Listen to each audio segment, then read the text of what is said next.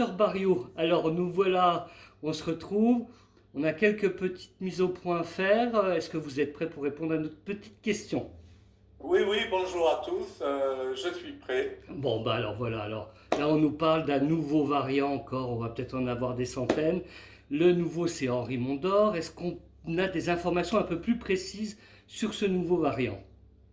Oui, alors en premier lieu, je voudrais rappeler qu'il y a deux types de variants actuellement en circulation dans notre pays. D'abord, ce qu'on appelle les variants dits préoccupants ou sous surveillance.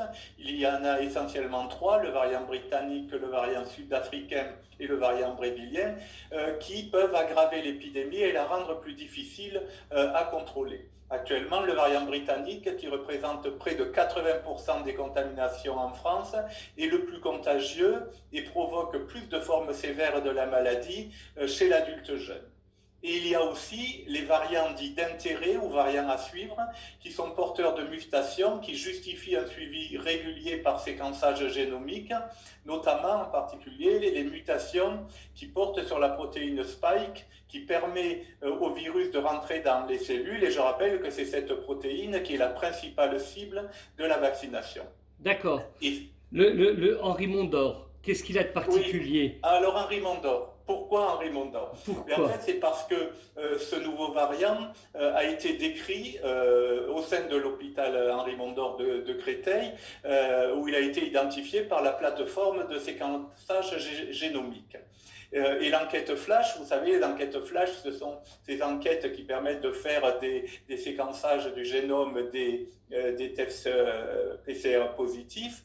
Et donc, l'enquête flash du 2 mars 2021 a montré que ce variant est présent dans plusieurs régions de France et donc de l'Hexagone, que ce soit la région parisienne, la Bretagne, le sud-ouest, y compris la Dordogne, Sylvain. Et il représenterait aujourd'hui près de 2% des nouvelles contaminations. Alors certes, rien n'indique à ce stade que ce variant est plus contagieux ou plus dangereux, mais les mutations dont il est porteur pourraient le rendre moins sensible aux anticorps neutralisants induits par la vaccination ou induits naturellement par une infection antérieure. Et je rappelle aussi que ces variants, parfois, comme le variant breton, sont indétectables par les tests PCR classiques. Donc ces nouveaux variants, comme je disais, qui sont d'intérêt ou variants à suivre, sont quand même à surveiller de près, parce que voilà, ils peuvent poser à la fois un problème de détection par les tests PCR et aussi un problème de résistance à l'immunisation, qu'elle soit vaccinale ou qu'elle soit naturelle. Ouais, alors Et finalement, est-ce qu'on ne peut pas imaginer que l'immunité naturelle acquise par un contact avec le virus et peut-être plusieurs types de virus ne protégerait pas l'individu finalement vis-à-vis des variants? Est-ce qu'on peut l'imaginer? Est-ce qu'on n'a pas d'informations? Est-ce que c'est quelque chose qui est envisageable? Parce que des infections virales, finalement, on en fait tous les jours, je veux dire. Est-ce que finalement le fait de vacciner ne pourrait pas provoquer une sélection d'un virus plus résistant? oui, probablement, parce que toute la question est que c'est les mutations, enfin du moins certaines mutations sur ces variants portent sur cette fameuse protéine S ou protéine Spike, et qu'effectivement il pourrait fort y avoir une sélection des variants qui portent ces mutations sur la protéine Spike et qui du coup voilà, donc favoriserait l'échappement à l'immunisation induite par les vaccins, tout à fait.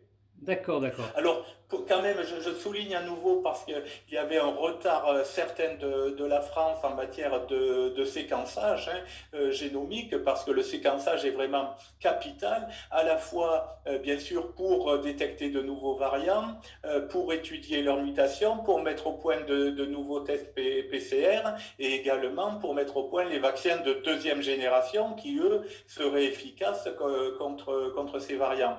Donc la France avait un retard certain, il semble qu'elle soit en train de le rattraper. Je rappelle qu'il y a deux principales plateformes de séquençage du génome des virus. la plateforme du Centre national de référence de l'Institut Pasteur et la plateforme de l'IHU Méditerranée Infection de Marseille du professeur Raoult. Mais que par ailleurs, il y a quelques plateformes de séquençage génomique, en particulier au sein de certains CHU et de l'hôpital Henri Mondor, qui vient de découvrir ce variant Henri Mondor. Merci pour toutes ces petites informations sur ces nouveaux variants. On se retrouve tout de suite, mais on va faire une petite pause et on revient pour toute cette prise en charge un peu particulière en réanimation, mais aussi dans des services hospitaliers par rapport à l'oxygénothérapie, qui est quand même... À tout de suite. À tout de suite, on se retrouve.